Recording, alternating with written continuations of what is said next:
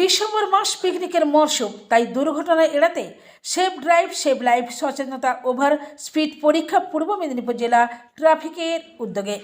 December মাস পিকনিকের মরশুম, তাই নন্দকুমার হাইরোড হইতে দীঘা যাওয়ার মানুষের ভিড় চলছে, প্রচুর পরিমাণ ছোট বড় ট্যুরিস্ট গাড়ি, তাই তাদের পথ সচেতনতায় জেলা জুড়ে শুরু হলো হাই স্পিড নিয়ন্ত্রণ।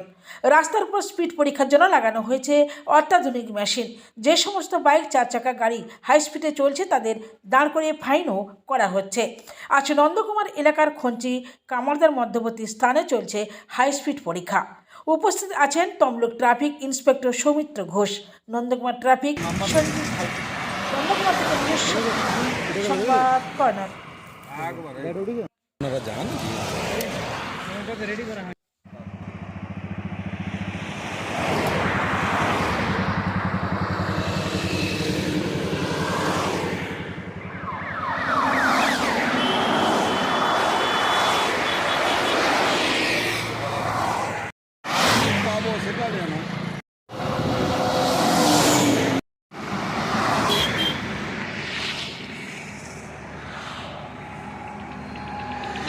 বাসটা ভীষণ স্পিড আছে। 78 স্পিড বলে দাও বাসটা।